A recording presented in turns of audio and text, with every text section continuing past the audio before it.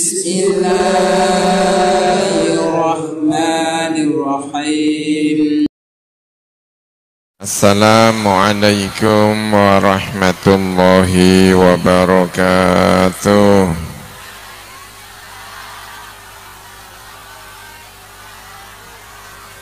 Bismillahirrahmanirrahim. Alhamdulillahi rabbil alamin. Wa bihi nasta'inu ala umuri dunya waddin.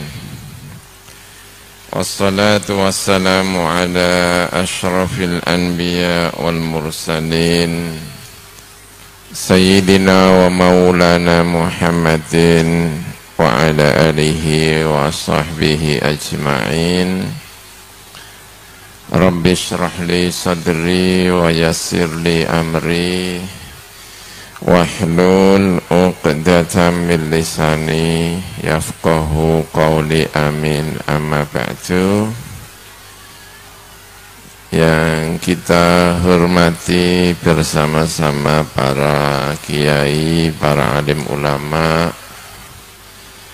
para tokoh masyarakat, para pimpinan, pejabat TNI, kepolisian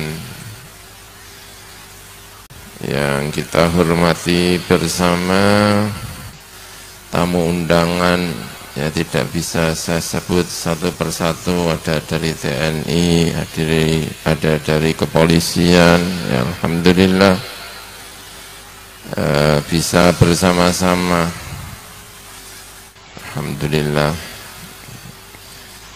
Bapak-bapak, ibu-ibu yang saya hormati ya, ini salah satu tolok ukur kemajuan bangsa adalah pendidikannya ya. Pendidikan ini mengurusi orangnya, mengurusi penghuni Nusantara. Makanya tolok ukur salah satu kalau kita mau mengukur negara ini adalah pendidikannya. Semoga pendidikan kita semakin bermutu, semakin baik, amin ya rabbal alamin ya. Itu kira-kira yang dipikirkan betul oleh Kanjeng Nabi Muhammad sallallahu alaihi wasallam, dipikirkan oleh para imam-imam besar, mencari penerus, karena umur manusia itu tidak panjang. Yang hadir di sini mungkin umurnya berapa ya? Rata-rata mungkin 17 tahun.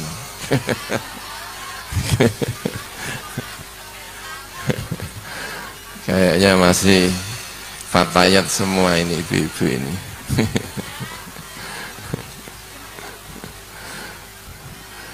Ya, kalau umurnya misalnya 40 sampai 50 ya, usia orang Indonesia itu katanya rata-rata 70 sama 73 katanya ya.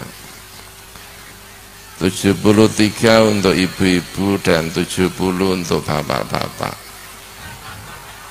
katanya ya. Umurnya lebih panjang perempuan daripada laki-laki. Di desa saya itu janda sama duda itu banyak jandanya. Enggak tahu kalau di sini.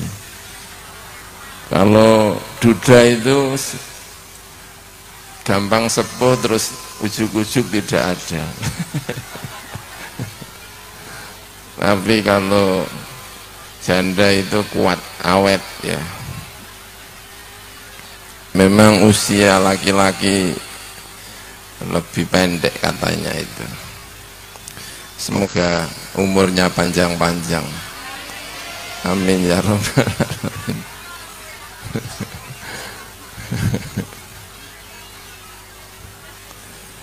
Nah, Bapak Ibu-ibu kalau misalnya umurnya 70 sama 73 dan kita ini umurnya 50, ya berarti dibuat rata-rata itu ya 20 tahun kemudian sudah ganti generasi. Yang mengganti ini harus dididik dengan sebaik-baiknya. Kalau mau mendidik DPR ya kira-kira yang mirip-mirip sama Pak. Kalau mau mendidik yang seperti kiai-kiai ya berarti harus mirip sama Pak Kiai, itu kira-kira seperti itu. Makanya pendidikan ini harus dipikirkan dengan sebaik-baiknya.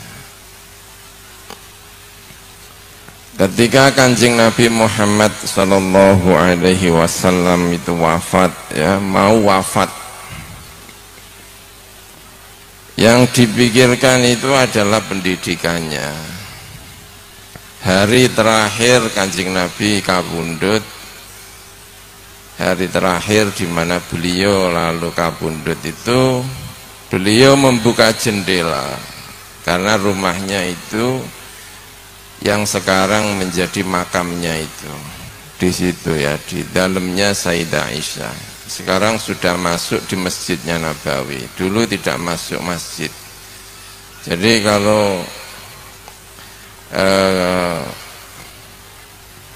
buka jendela itu sudah masjid ya.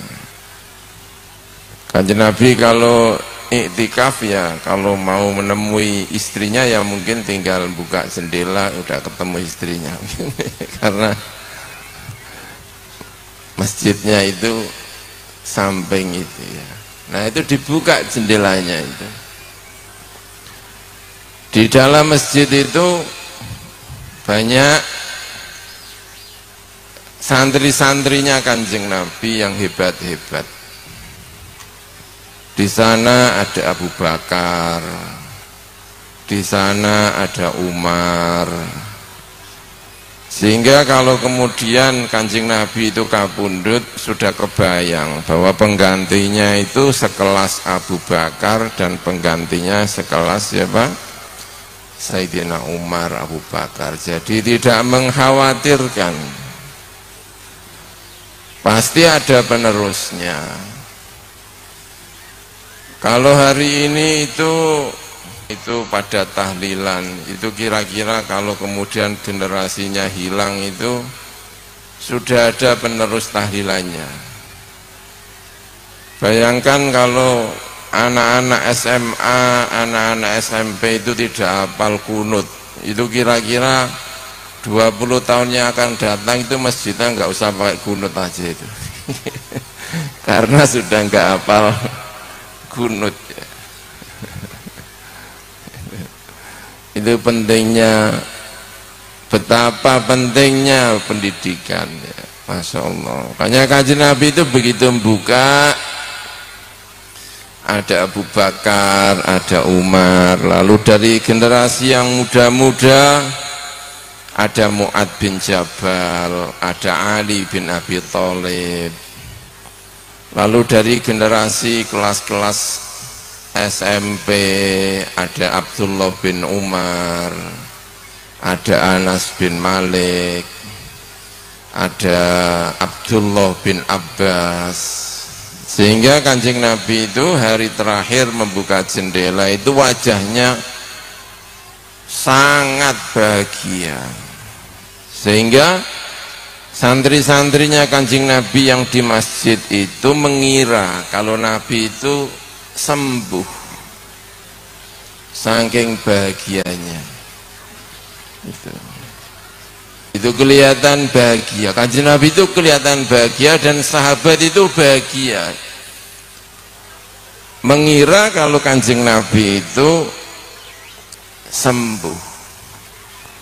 Padahal setelah membuka itu ditutup kembali, Kanjeng Nabi terus di pangkuannya Sayyidah Aisyah dan di pangkuan beliau itulah Kanjeng Nabi menghembuskan nafasnya yang terakhir dalam keadaan bahagia karena tidak lagi khawatir bahwa umat Islam akan runtuh. Tidak. Kanjeng Nabi wafat dengan keyakinan bahwa umat Islam ini akan berkembang dengan baik karena penerusnya luar biasa. Itu pentingnya pendidikan. Makanya bapak-bapak, ibu-ibu yang saya hormati, senang sekali. Itu artinya tanda-tanda bahwa ke depan kita tidak akan kekurangan para tokoh, kita tidak akan kekurangan para alim ulama, generasi-generasi penerus. Semoga makin baik, amin ya robbal alamin. Ya bapak-bapak, ibu-ibu yang saya hormati ya. Karena mencari ilmu ini salah satu tugas yang paling berat. Orang mencari ilmu itu berat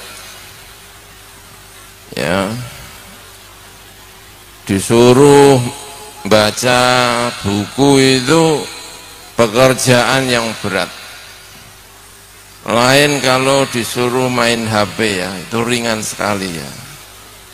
Sampai meripatnya bendul-bendul itu nggak kerasa kalau kita buka HP. Tapi kalau suruh baca itu berat ya. Adik-adik ini ya semoga rajin-rajin belajar.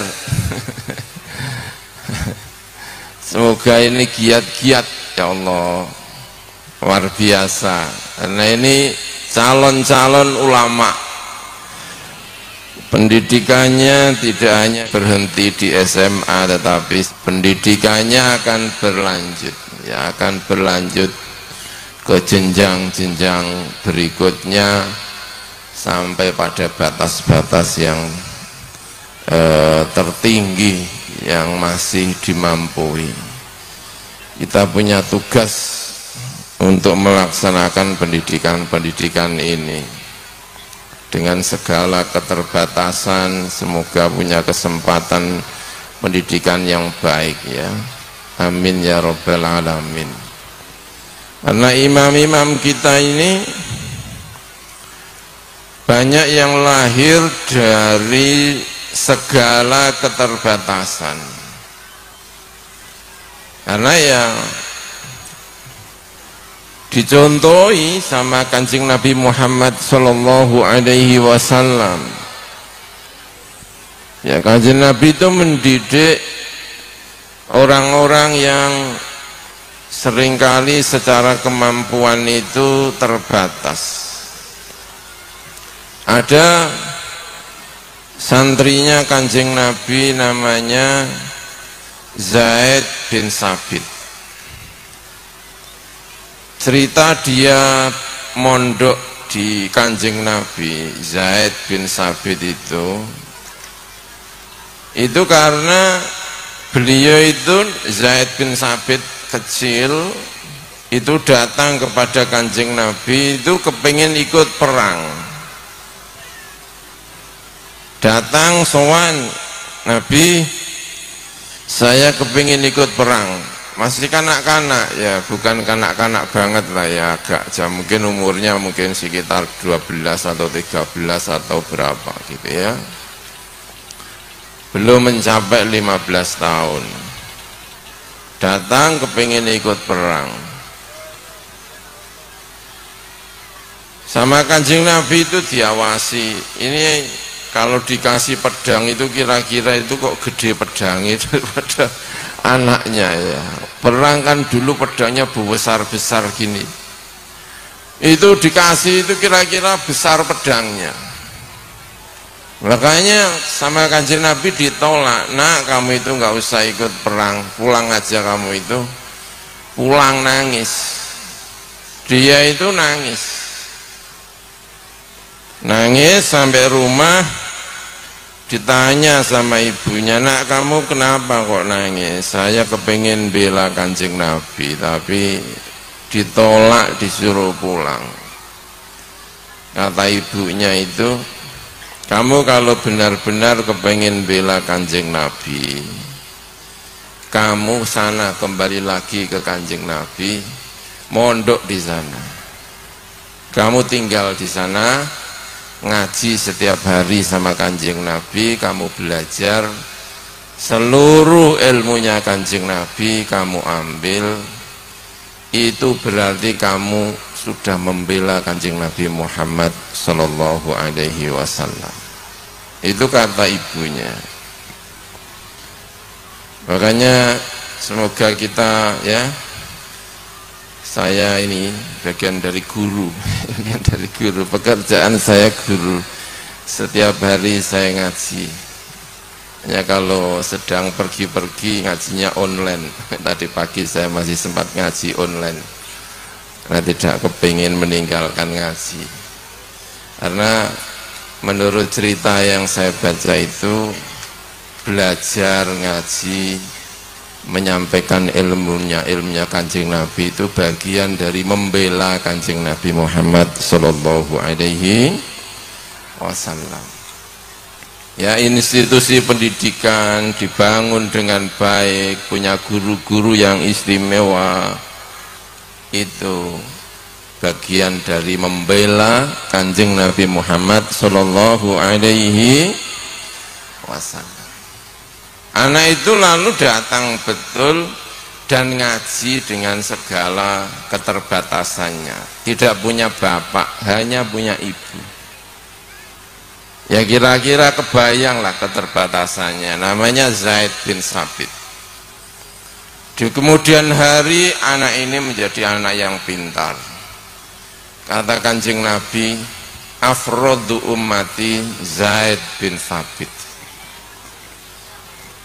Santriku yang pintar ilmu faraid adalah Zaid bin Sabit. Ya, itu Zaid bin Sabit, anak paling luar biasa. Nah, Abdullah bin Abbas, ini saya cerita ya. Abdullah bin Abbas itu ketika ditinggal sama Kanjeng Nabi, itu usianya sekitar 13 tahun. Anak usia 13 tahun. Ya.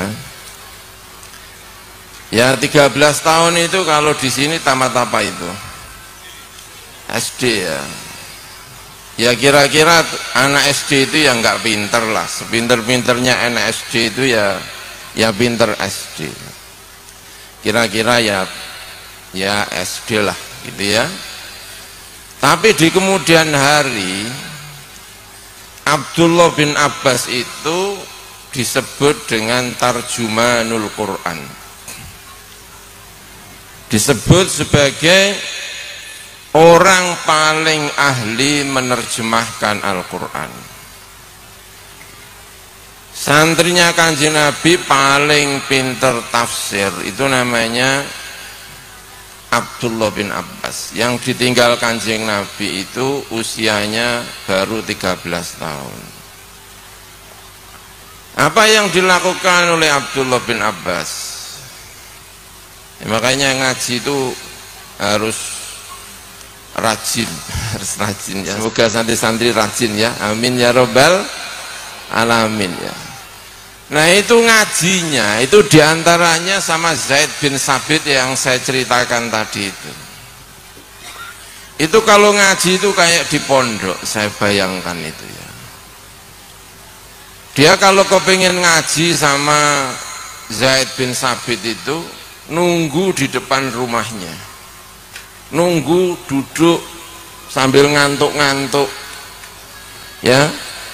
Makanya kalau di pondok pesantren itu, kalau santri itu ngaji gurunya belum datang, itu ya tetap ditunggu, karena nunggu ngaji itu barokah. Nunggu ngaji itu apa? Barokah. Ambil ngantuk-ngantuk itu penuh dengan berkah ya. Amin ya robbal alamin. Karena Zaid Abdullah bin Abbas itu misananya Kanjeng Nabi, itu misananya Kanjeng Nabi. Itu kalau ngaji sama Zaid bin Sabit itu, ya kalau ngaji sama Zaid bin Sabit itu datang ke rumahnya,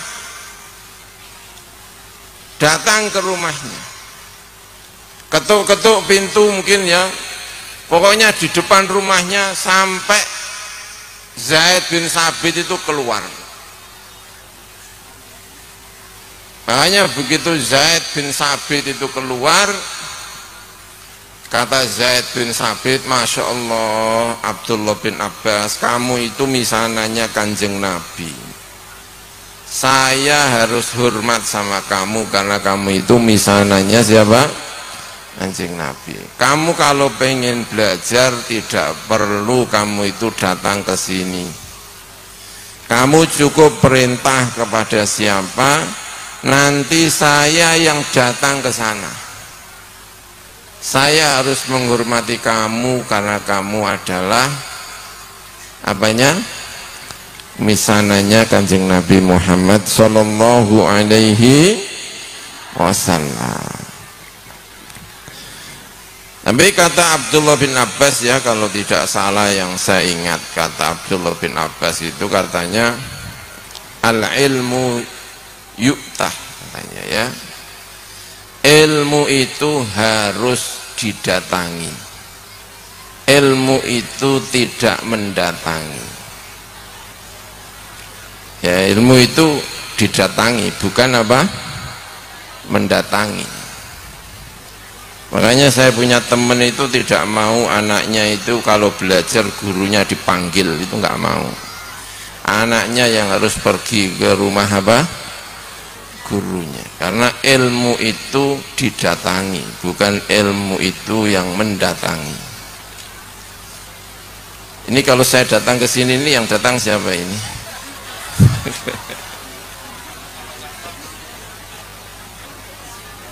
Karena seharusnya ilmu itu didatangi, bukan ilmu itu mendatangi, kata Abdullah bin Abbas itu.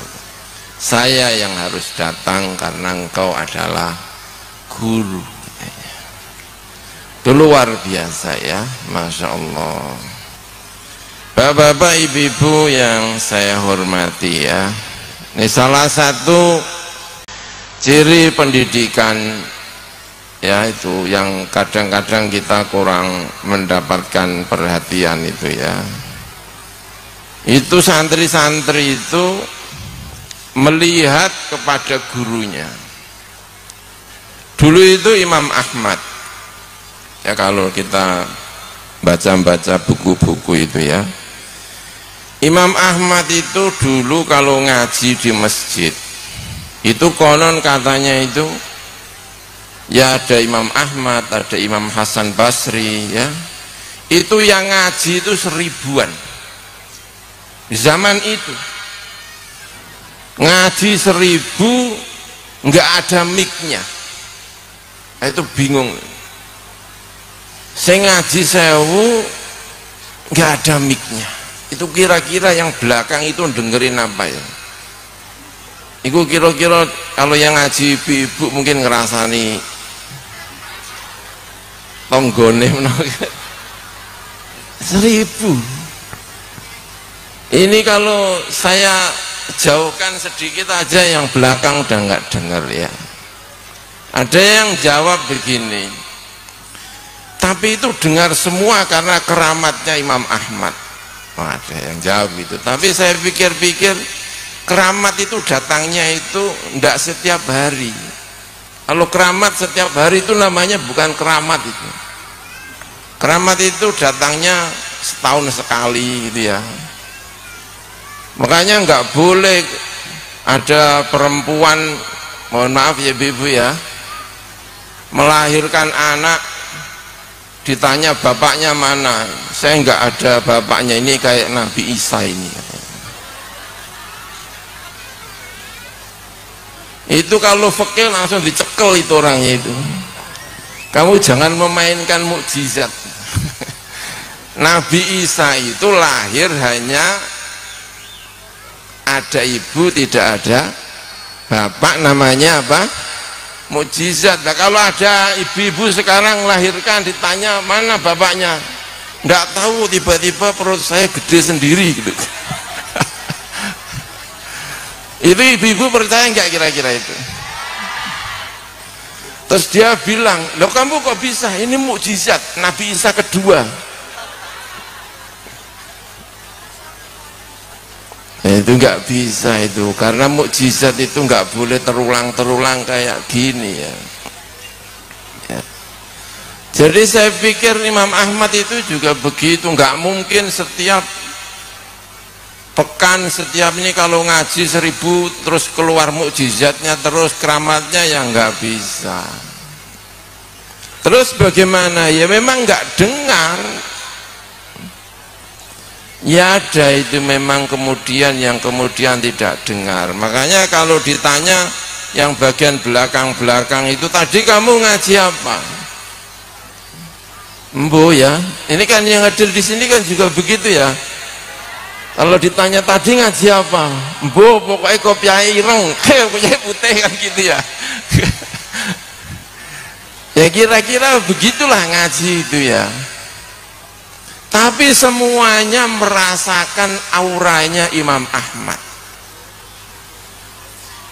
Kanjeng Nabi itu di Medina. Di Medina itu hanya ada satu masjid yang digunakan untuk Jumatan. Terus yang lainnya gimana? Ya ada masjid-masjid. Ada masjidnya Idban, ada masjidnya Mu'ad bin Jabal, ada masjidnya siapa lagi, tetapi tidak boleh digunakan untuk Jumatan, karena yang Jumatan hanya masjidnya Kanjeng Nabi. Zaman dulu begitu. Kiai-kiai kuno juga begitu. Dulu di kota kami di Rembang itu, walaupun sebesar itu masjidnya cuma satu. Jadi semuanya harus datang ke masjid alun-alun, nggak ada masjid selain itu. Tapi sekarang sudah nggak lagi berlaku, masjid banyak sekali. Dulu cuma satu. Zaman Kanjeng Nabi juga kayak digunakan Jumatan cuma satu. Kenapa? Di antaranya menurut para ulama, ya biar semuanya datang ke masjidnya Kanjeng Nabi dan melihat Kanjeng Nabi, mendengarkan khutbahnya Kanjeng Nabi. Berarti masjidnya kebek penuh, ya penuh. Mungkin ada yang nggak dengar, ya mungkin nggak ada yang nggak dengar. Tapi semuanya bisa bercerita tentang berdirinya Kanjeng Nabi, bisa bercerita tentang wajahnya Kanjeng Nabi, bisa bercerita tentang senyumnya Kanjeng Nabi, dan itu sudah cukup untuk menambah iman, sudah cukup untuk menambah iman.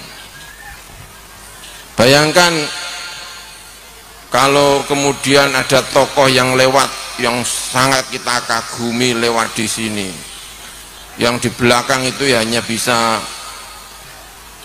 tapi sudah melihat gitu aja udah seneng ya. Kayak anak-anak, kalau anak-anak yang nakal lah ketemu dengan artis siapa gitu ya, artisnya itu pakai rambutnya warnanya merah sama hijau gitu, itu besok itu tiba-tiba ada yang rambutnya hijau, ada yang rambutnya merah, padahal nggak ngapa-ngapain, cuman kok intinya lewat gitu aja. Kalau kira-kira yang disenangi itu kok kira-kira telinganya ada anting-antingnya ya, itu kira-kira ya pengagum-pengagum itu ya terus ada anting-antingnya. Ada enggak ini pemuda-pemuda yang kupingnya ada anting-antingnya ini? Itu kira-kira idolanya siapa ya itu ya kira-kira? Mungkin Messi atau nah itu kira-kira ya. Kalau Jumat zamannya Kanjeng Nabi itu Orang setiap Jumat datang melihat Kanjeng Nabi, walaupun mungkin tidak mendengarkan apa yang disampaikan oleh siapa? Kanjeng Nabi, tapi itu sudah cukup untuk menambah keimanan. Nah, bapak-bapak, ibu-ibu yang saya hormati, salah satu fungsi pesantren itu adalah memberi contoh. Ada sekian santri yang mungkin tidak ngaji, tapi setiap hari ketemu dengan orang-orang baik, semoga menjadi baik. Ya amin ya rabbal alamin. Ada pemuda dari Mekah namanya Muhammad bin Idris. Muhammad bin Idris, kita kenal semuanya karena Muhammad bin Idris itu namanya Muhammad bin Idris bin Syafi'i, yang kemudian dikenal dengan Al-Imam Asy-Syafi'i.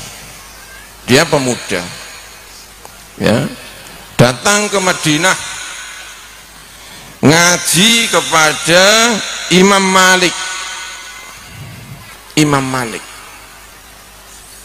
Imam Malik itu kendaraannya itu banyak, karena banyak yang ngasih hadiah. Ya, di belakang rumahnya atau apa gitu itu banyak kendaraannya. Ya, kendaraan waktu itu kendaraan apa itu? Ada unta, ada apa lagi itu ya? Ada kuda ya. Itu kendaraannya Imam Malik. Kalau sekarang kira-kira apa ini? Banyak kendaraannya Imam Malik itu banyak sekali. Imam Syafi'i ini iseng-iseng atau apa gitu ya. Imam Malik, ini untuk saya ya, atau gimana gitu ya. Kata Imam Malik, ambil semuanya aja, ambil semuanya. Kenapa Imam Syafi'i bertanya dan kenapa Imam Malik ambil? Karena ya Imam Malik itu selama di Madinah itu tidak pernah pakai kendaraan. Dia itu kalau di Madinah pasti jalan kaki. Kata Imam Malik, saya tidak berani menginjak tanah di mana ada jasadnya Rasulullah dengan naik kendaraan. Jadi selamanya Imam Malik itu di Madinah itu gak berani naik apa? Kendaraan. Nah, santrinya itu namanya Muhammad bin Idris Asy-Syafi'i itu tadi. Yang saya bayangkan itu nih, bapak-bapak, ibu-ibu yang saya hormati ya, bagaimana Imam Syafi'i punya guru yang punya adab yang luar biasa kepada Kanjeng Nabi Muhammad Sallallahu Alaihi Wasallam. Punya guru namanya Imam Malik yang punya adab yang luar biasa kepada Kanjeng Nabi. Itu pasti ndak perlu dikandani, ora perlu diapa-apakno. Sikapnya beliau kepada Kanjeng Nabi itu pasti luar biasa. Pasti itu. Udah nggak mungkin Imam Syafi'i tidak punya adab kepada Kanjeng Nabi, itu nggak mungkin. Adabnya kepada Kanjeng Nabi itu pasti tinggi sekali, pasti tinggi sekali. Masya Allah, luar biasa ya. Lalu Imam Syafi'i itu punya murid namanya Robi bin Sulaiman ya. Imam Syafi'i punya santri namanya siapa? Robi bin Sulaiman. Robi bin Sulaiman itu santri sekaligus tukang adzan. Pekerjaannya itu khidmah kepada Imam Syafi'i. Kata Imam Syafi'i, tidak ada orang yang khidmah kepada saya sebaik Robi bin Sulaiman. Itu khidmah kepada Imam Syafi'i itu luar biasa, namanya Robi bin Sulaiman. Santrine niku jenenge Robi niku dedel. Ngertos dedel napa mboten? Dedel iku ora pahaman, diulang ping 7 ora paham-paham. Robi bin Sulaiman tukang adzan. Nek nang pondok sarang ngoten niku biasanya diceluk mbah.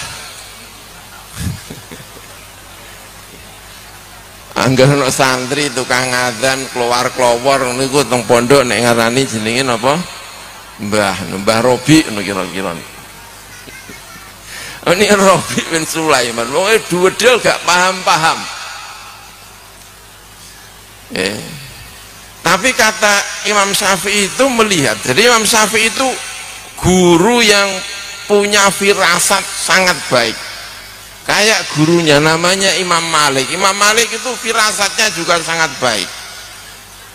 Ngawasi wong itu metu firasati. Imam Syafi'i. Itu. Kira-kira kalau melihat gini tuh, ini bentuknya orang apa ya ini? Gitu namanya firasat. Lah Imam Syafi'i itu melihat punya firasat bahwa Robi itu walaupun dedel, iku nek dikon ngapalno, iku apalan. Kayak orang sarang disuruh ngapalkan lagunya Rhoma Irama. Kabeh wong do apal, dedel-dedel apal. Mungkin ya di sini sama Bu ya. Yang dedel-dedel itu kalau disuruh ngapalkan lagunya siapa ya? Lagunya sekarang itu lagunya ngetren, lagunya siapa itu? Siapa? Denny Caknan ya. Itu yang anak-anak yang sekolahnya nggak naik-naik itu apal nggak lagunya Denny Caknan?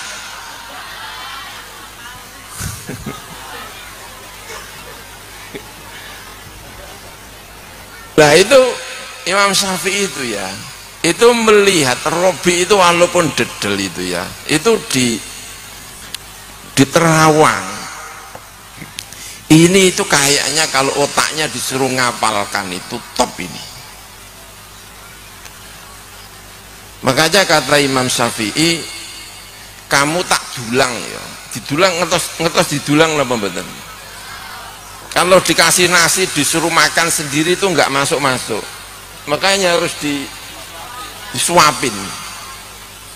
Kata Imam Syafi'i, kamu tak suapin ilmu ya, jangan bosan. Jadi kalau habis ngaji kayak gini itu di privat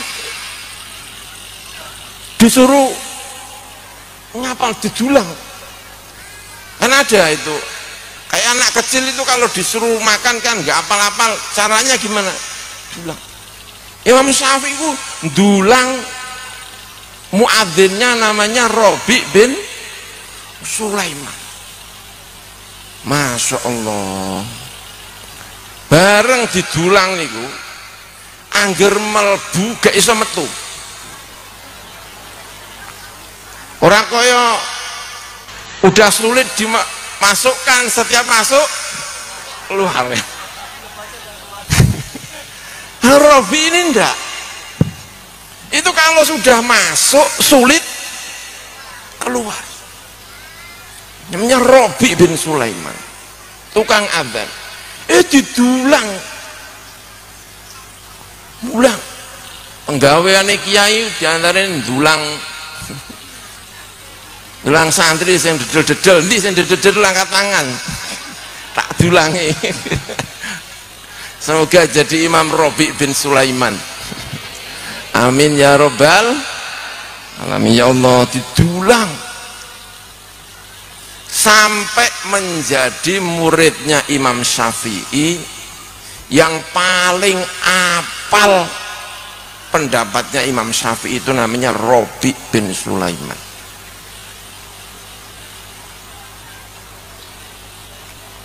Dia kalau cerita Imam Syafi'i paling ngerti Imam Syafi'i itu ya.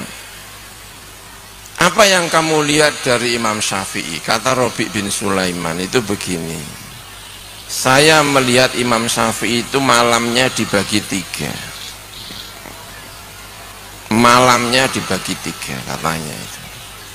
yang sepertiga untuk nulis, ya nanti dipraktekkan Bu ya, yang sepertiga untuk ibadah, yang sepertiga untuk tidur. Kira-kira kalau ibu-ibu 3/3-nya dibagi apa ini? 3 untuk tidur, sepertiga untuk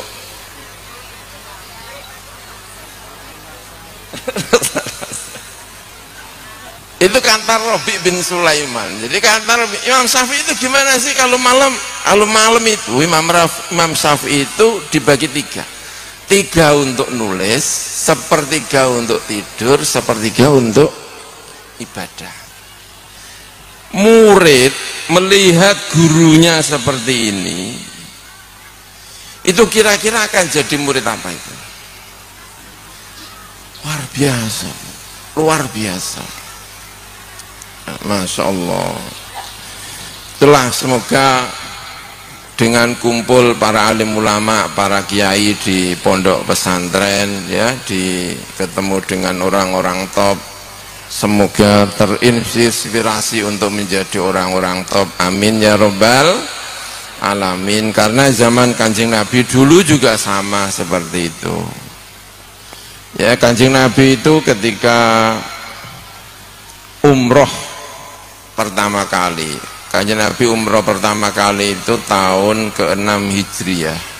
Kanjeng Nabi berangkat umroh, datang dari Madinah sudah pakaian ihram. Yang diajak istrinya waktu itu Ummu Salamah. Ya, semoga di sini ada Ummu Salamah ini ya. Ada nggak ini Ummu Salamah ini? Namanya Ummu Salamah, istrinya Kanjeng Nabi Muhammad sallallahu alaihi wasallam ya. Yang diajak itu istrinya namanya Ummu Salamah. Berangkat umroh. Setelah berangkat umroh sampai di Hudaybiyah, dicegat sama orang kafir. Nabi waktu itu ya bukan Nabi, panggilannya ya Muhammad lah ya, orang kafir ya. Muhammad dilarang masuk Mekah. Nah terus gimana? Kami sudah pakaian ihram, balik, kata Kanjeng Nabi. Kata orang Mekah, kamu kembali, jangan teruskan umrohnya, stop. Waktu itu di stop. Dan di stop sama orang Mekah, tidak boleh masuk kemana? Ke Mekah, tidak boleh masuk, tidak boleh masuk, stop.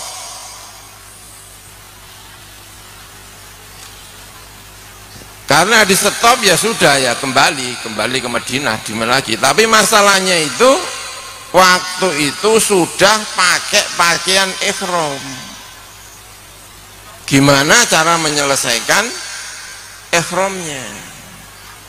Karena dijanjikan sama orang kafir, kamu boleh umroh tahun depan. Nah itu kalau pakaian ihram sampai tahun depan, oh buyar itu. Karena kalau sudah ihram itu nggak boleh pakai, nggak boleh mandi apa, pakai sabun ya Bu ya, nggak boleh apa lagi, nggak boleh cukur. Oh itu kira-kira jenggotnya sepiro itu setahun ya. Nggak boleh kumpul sama suami istri, pakaiannya harus, oh itu kalau nunggu tahun depan buyar. Ada perintah dari Gusti Allah, Muhammad, kamu cukup menyembelih hewan lalu cukur rambut, sudah selesai, pakaian-pakaian biasa sudah boleh, sudah selesai tahallulnya, tahun depan kembali lagi. Jadi menyembelih apa? Hewan terus cukur. Mendapatkan perintah Kanjeng Nabi Muhammad sallallahu alaihi wasallam, lalu pidato di depan para sahabat. Santri-santri, ada perintah untuk menyembelih lalu cukur. Nggak ada satupun yang menjalankan. Kabeh mau meneng ngai domblong, ngertos domblong napa mboten? Mak delek-delek iki piye ape umroh kok malah dikongkon nyembelih napa? Unta nyembelih wedhus. Wong niate ihram kok niku meneng kabeh sahabat ora ana sing gelem nglakoni. Kanjeng Nabi wis kadung pidato. Kanjeng Nabi terus mlebu tenggone kemahe ketemu karo garwane Ummu Salamah dengan wajah yang kelihatan tidak suka. Ditakoni karo garwane, wonten napa Kang Mas? Kira-kira Ummu Salamah nyeluk Kanjeng Nabi napa nggih? Kang Mas napa nggih? Napa? Sayang. Wah, mereka.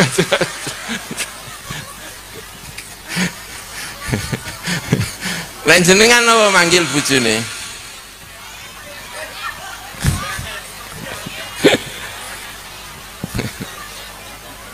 Ya Allah nggih, masyaallah. Nek teng sarang niku teng mriku teng nggen kula. Nek nyeluk niku he. He. Mbok piye kok iso nyeluk he? Mergo gak tau nyeluk Pak apa piye no.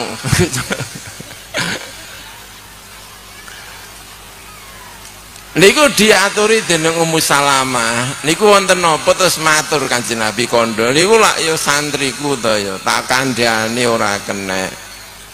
Lajeng Ummu Salamah niku matur kali Kanjeng Nabi.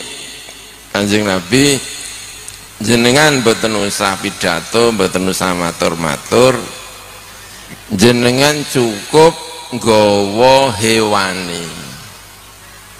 Hewan niku jenengan gadhe, hewane jenengan niku cekel, jenengan sembelih teng ngarepe para sahabat, terus jenengan cukur, jenengan mboten usah kandha napa-napa, mungkin sahabat padha anut kabeh Kanjeng Nabi. Niku dawuhe sinten? Ummu Salamah. Ummu Salamah karo Kanjeng Nabi niku cerdas pundi nggih?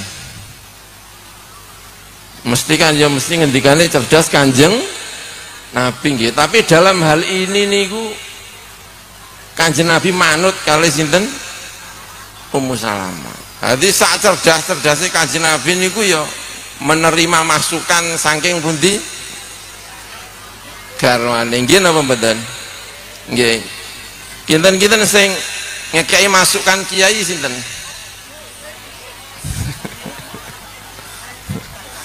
Santri nek ngekei masukan wedi diatur karo garwane beres. Nggih napa mboten?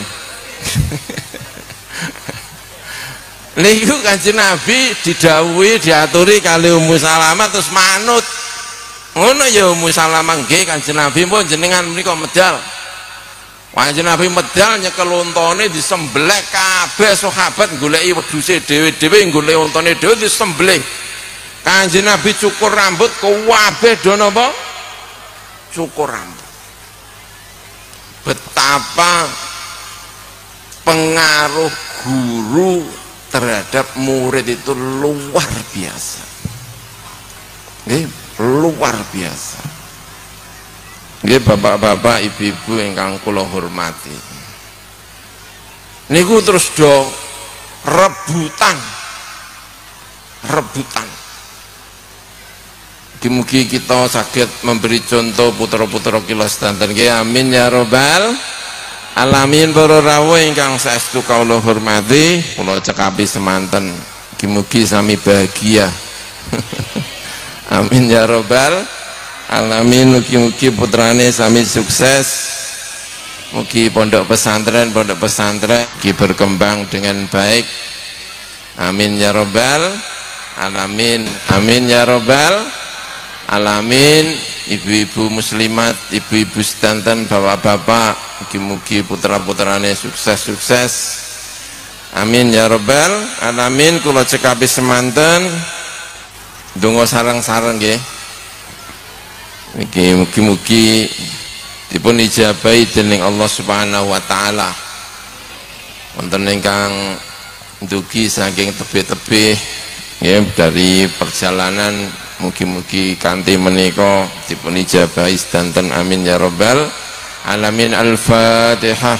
Bismillahirrahmanirrahim. Alhamdulillahirabbil alamin arrahmanirrahim maliki yaumiddin. إياك نعبد وإياك نستعين اهدنا الصراط المستقيم صراط الذين أنعمت عليهم غير المغضوب عليهم ولا الضالين آمين. بسم الله الرحمن الرحيم. اللهم لك الحمد على هدايتك وتوفيقك ولك الشكر على نعمك السابغة وآلائك الظاهرة والباطنة. اللهم لا نحصي ثناء عليك أنت كما أثنيت على نفسك فلك الحمد ولك الشكر حتى ترضى. اللهم صل وسلم وبارك على سيدنا محمد وعلى آله وصحبه. اللهم إنا ظلمنا أنفسنا ظلما كثيرا ولا يغفر الذنوب إلا أنت فاغفر لنا مغفرة من عندك وارحمنا إنك أنت الغفور الرحيم. اللهم اغفر لنا ما قدمنا وما أخرنا وما أسررنا وما أعلنا وما أسرفنا وما أنت أعلم به منا. أنت المقدم وأنت المؤخر لا إله إلا أنت. اللهم علمنا ما ينفعنا وانفعنا بما علمتنا. اللهم أرنا الحق حقا وارزقنا اتباعه وأرنا الباطل باطلا وارزقنا اجتنابه. اللهم اجعلنا من الذين يستمعون القول فيتبعون أحسنه. اللهم وفقنا يا ربنا يا ربنا يا ربنا لما تحبه وترضاه. اللهم اجعلنا قدوة خير لأولادنا. اللهم اجعلنا قدوة خير لطلابنا وطالباتنا. اللهم اجعلنا يد خير لهم. اللهم استعملنا لخدمة طلابنا وطالباتنا ولخدمة أولادنا ولخدمة طلبة هذا الدين. اللهم اجعلنا من عبادك الصالحين من عبادك المتقين. بارك لنا يا ربنا يا ربنا في معاهدنا ومدارسنا وطلابها وطالباتها وأساتذتها. ربنا هب لنا من أزواجنا وذرياتنا قرة أعين واجعلنا للمتقين إماما. ربنا آتنا في الدنيا حسنة وفي الآخرة حسنة وقنا عذاب النار. وصلى الله على سيدنا محمد وعلى آله وصحبه وبارك وسلم. الحمد لله رب العالمين. Semanten tirang langkung ibu nyenakin paksami wallahul muwaffiq ila aqwamit thoriq. Wassalamualaikum warahmatullahi wabarakatuh.